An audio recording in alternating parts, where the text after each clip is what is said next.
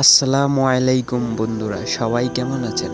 আশা করি সবাই খুব ভালো আছেন। তো আজকে আপনাদের সাথে চলে আসলাম একটি গল্প নিয়ে। গল্পের নাম হচ্ছে ফিরে আসার গল্প। তো সবাই লাস্ট পর্যন্ত অবশ্যই থাকবেন।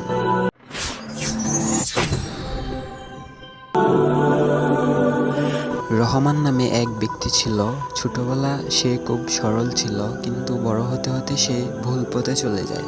বন্ধুদের সাথে মিশে মাদক, মিথ্যা কথা, মানুষের অধিকার নষ্ট করা, সে এসব কাজে লিপ্ত হয়ে পড়ে। নামাজ, রোজা, দোয়া সবকিছুই তার জীবন থেকে হারিয়ে গিয়েছিল। মনে হলো পৃথিবী তো উপভোগের জায়গা, পরে দেখা যাবে। কিন্তু এক রাতে তার হঠাৎ করে ভিতর এক অদ্ভুত অনুভূতি হলো। ঘুম আসছিল না। বিছানায় শুয়ে শুয়ে সে তার জীবনের সমস্ত ভুল কাজের কথা ভাবতে লাগলো। মনে হলো ছোটবেলায় মা কাঁদতে কাঁদতে দোয়া করতেন, হে আল্লাহ, আমার সন্তানকে হেদায়েত দাও।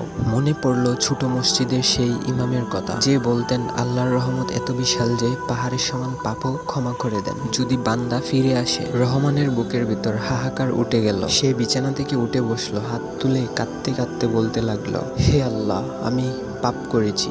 আমি আপনার কথা ভুলে গিয়েছিলাম। আপনি কি আমায় ক্ষমা করবেন? তার কান্না থামছিলই না। মনে হচ্ছিল যেন সমস্ত পাপ ভেঙে পড়ছিল তার বুকের ভিতর থেকে। সে সিজদায় পড়ে যায়। পড়ে গিয়ে বলতে লাগলো, আমি আর ফিরত যাব না ওই পথে। আপনি আমায় হেদায়েত দিন। সে রাত ছিল তার জীবনের পথ পরিবর্তনের রাত। পরের দিন থেকেই রহমান ধীরে ধীরে তার খারাপ সঙ্গ ত্যাগ করতে থাকে। সে নামাজ শুরু করলো, তার মায়ের সামনে দাঁড়িয়ে ক্ষমা চাইল, মানুষের কাছেও ক্ষমা চাইল, আর প্রতিদিন কাঁদতে কাঁদতে আল্লাহর কাছে বলতো, আপনি আমায় ভুলে যাবেন না। আজ রহমান একজন সৎ মানুষ। সে জানে পাপ করলেও আল্লাহর দরজা কখনো বন্ধ হয় না, যদি বান্দা সত্যিকার অনুতপ্ত হয়। আর রহমানের জীবন এখন একটাই কথা বলে, আল্লাহর রহমত থেকে কখনোই হতাশ হয় না। তো বন্ধুরা, এটা একটা ছোট্ট গল্প, কিন্তু হতে পারে এরকম অনেকের জীবনে হয়েছে।